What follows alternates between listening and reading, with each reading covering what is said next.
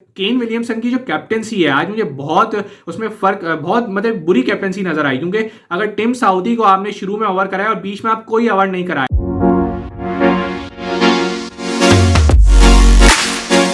अस्सलाम वालेकुम जी, उम्मीद है आप सब खैरियत से होंगे, ठीक ठाक होंगे और अपना बेहतरीन ख्याल रख रहे होंगे। जी हाँ, इख्तिताम हो चुका है फर्स्ट वनडे इंटरनेशनल का पाकिस्तान वर्सेस न्यूजीलैंड के दरमियान, जो कि पाकिस्तान ने जीत लिया है, बहुत आसानी से जीता है। 4 विकेटों के नुकसान पे 6 विकेटों से ये मैच जीता है।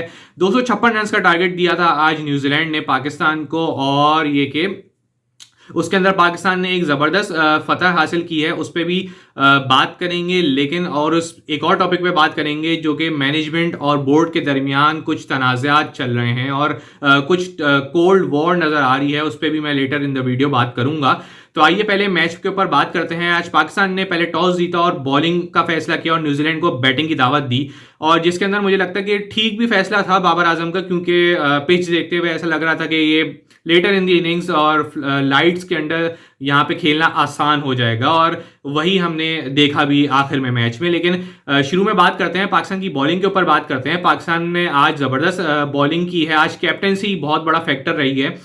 बाबर आजम की कैप्टेंसी और केन विलियमसन की जो कैप्टेंसी है उसमें काफ़ी हद तक मुझे फ़र्क नज़र आया है। काफ़ी जो है वो उतार चढ़ाव नज़र आए हैं, जिसके फ़र्क जो था सिर्फ आज कैप्टेंसी का ही नज़र आता है।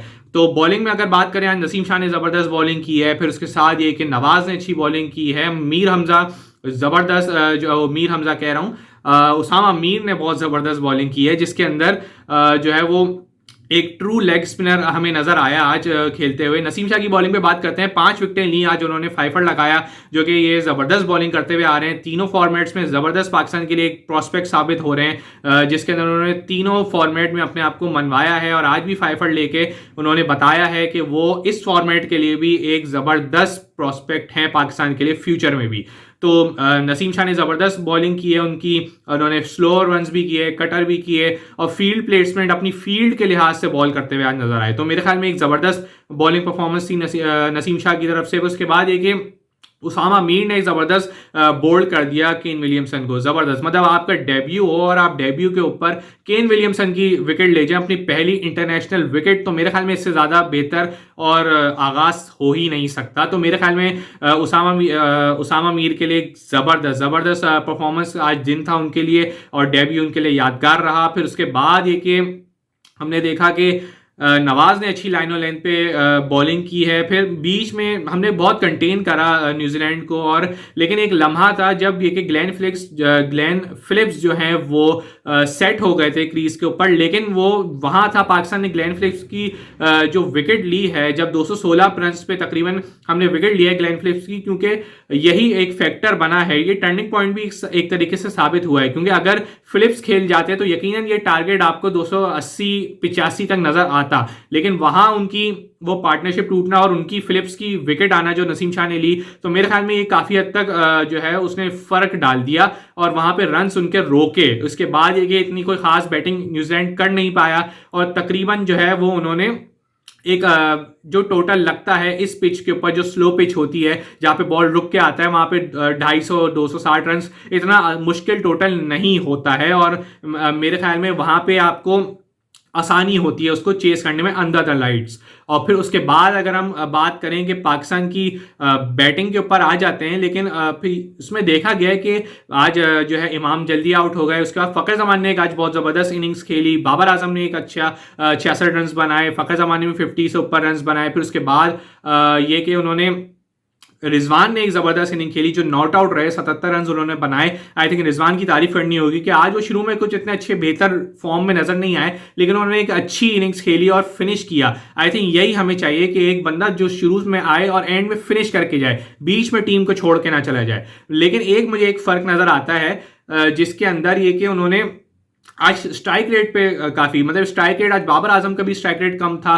फिर उसके बाद ये कि जो है रिजवान का भी स्ट्राइक रेट था, बाबर आजम का 80 के तकरीबन था, रिजवान का 90 के करीब स्ट्राइक रेट था। आई थिंक ये स्ट्राइक रेट कम रहा। हारिस सोहेल ने ज़बरदस्त इनिंग खेली, और उसी के बिना पे मैं बात करना चाहूँगा कि हारिस सोहेल का जो स्ट्राइक रेट था, इतने साल बाद आज वो कम बैक कर रहे थे, उन्होंने एक ज़बरदस्त इनिंग्स खेली 32 रन की, और उसमें भी उनका स्ट्राइक रेट बहुत मैटर करता है। 130-32 का स्ट्राइक रेट था। आई थिंक ये स्ट्राइक रेट को बेहतर करना होगा रिजवान रिजवान को भी, बाबर को भी और फ़खर जमान को भी स्ट्राइक रेट को बेहतर करना होगा, क्योंकि यहाँ ओडीआई जब आप खेल रहे होते हैं उसमें 100 के ऊपर का स्ट्राइक रेट जो होता है वो बहुत बेहतर होता है और अच्छा स्ट्राइक रेट माना जाता है। अगर आप उससे नीचे खेल रहे हैं 80, 90, 95 पे, तो मेरे ख्याल में ये जस्टिफाई नहीं करते आप इस स्ट्राइक रेट के ऊपर वनडे इंटरनेशनल में। फिर उसके बाद ये कि अगर मैं बात करूं कि आज केन विलियमसन की जो कैप्टेंसी है, आज मुझे बहुत उसमें फर्क, बहुत मतलब बुरी कैप्टेंसी नजर आई, क्योंकि अगर टिम साउदी को आपने शुरू में ओवर कराया और बीच में आप कोई ओवर नहीं कराया, फिर इसी ब्याह पे बात करूं कि बाबर आजम की कैप्टेंसी में आज देखा गया कि जब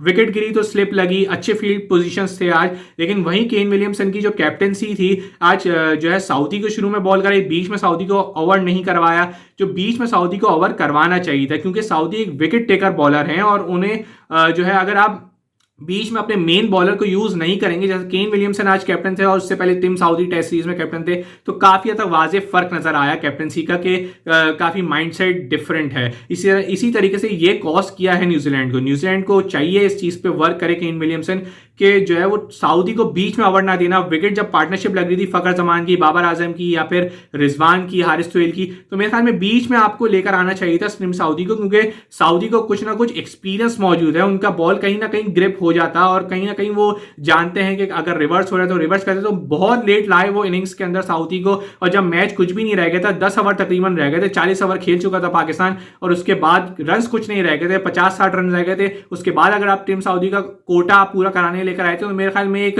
रस्मी सी कार्रवाई रह गई थी, क्योंकि साउदी जो है वो मेरे ख्याल में एक स्ट्राइक बॉलर हैं और वो डिजर्व करते थे बीच में जो है वो ओवर, ताकि इस पार्टनरशिप को वो ब्रेक करते तो पाकिस्तान के ऊपर प्रेशर अप्लाई होता, तो पाकिस्तान कहीं ना कहीं पैनिक करता, लेकिन इस तरह की ट्राई कुछ करी ही नहीं गई। तो विलियमसन की तरफ से बहुत मतलब एक बुरी कैप्टनसी की गई और एंड में आपने देखा कि सऊदी के ओवर भी पूरे नहीं हुए, उन्होंने 8 ओवर तकरीबन कराए। ब्रेसवेल से यकीन उन्होंने 10 ओवर करवा ली, उन्होंने 2 विकेटें भी ली।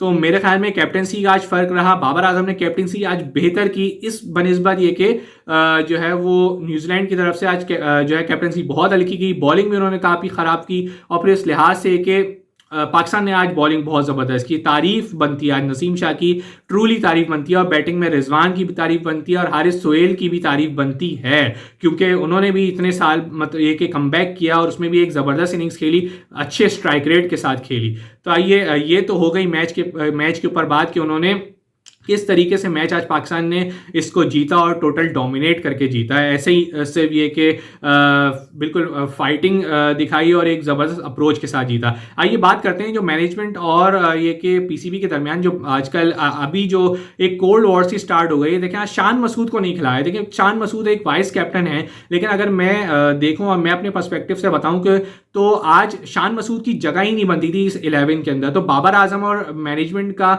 आई थिंक ये दुरुस्त फैसला था कि आज शान को ना खिलाना। ऑल्दो वो वाइस कैप्टन है, लेकिन जरूरी नहीं है कि वाइस कैप्टन जो है वो मैच खेलेगा ही खेलेगा। तो मेरे ख्याल में इसमें से कंट्रोवर्सी क्रिएट करने की कोशिश की जा रही है, लेकिन ऐसा नहीं है, क्योंकि जो है वो और लेकिन एक तरीके से नज़र आता है कि जैसे बोर्ड अलग पेज पे चल रहा है, मैनेजमेंट और कैप्टन अलग उस पे चल रहे हैं। लेकिन होता ये है और पाकिस्तान में होता देखा ये गया है कि बाबर आजम तो चले अभी कैप्टन हैं और आगे भी वो कैप्टन रहते हैं, तो ये मैनेजमेंट तो चली जाएगी। फिर उसके साथ ये कि इसके साथ जो भी सपोर्टिंग स्टाफ है, तो रह जाना बाबर आजम को है और बोर्ड के ऊपर है। तो बाबर आजम को इसके ऊपर अपनी निगाहें खोल के रखनी होगी और अपने आप को यकीनन उन फैसलों से और ऐसी चीज़ों से देखना होगा कि कौन सी सिमत में क्या जा रही है, क्या हवाएं चल रही हैं। तो उस लिहाज से अपने जो है वो फैसलों को करना होगा और उस लिहाज से चीज़ों को आगे लेके चलना होगा, क्योंकि यहाँ तो मैनेजमेंट तो चली जाएगी इस उसके सीरीज़ के बाद, फिर नया कोच होगा, नई मैनेजमेंट होगी। तो मेरे ख्याल में बोर्ड और बाबर आजम को ही आगे रहना है। तो मेरे ख्याल में इस तरीके से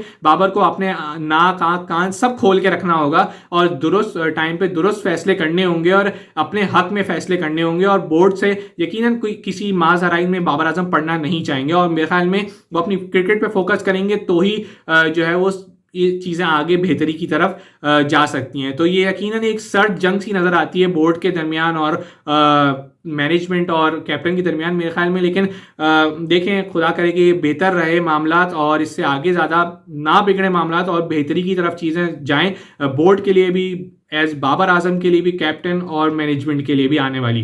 तो आज के वीडियो में इतना ही। हमने पूरा मैच को कवर किया, आपको मैनेजमेंट के और कैप्टन के और बोर्ड के दरमियान के मामलात भी हमने आपको एक्सप्लेन किए।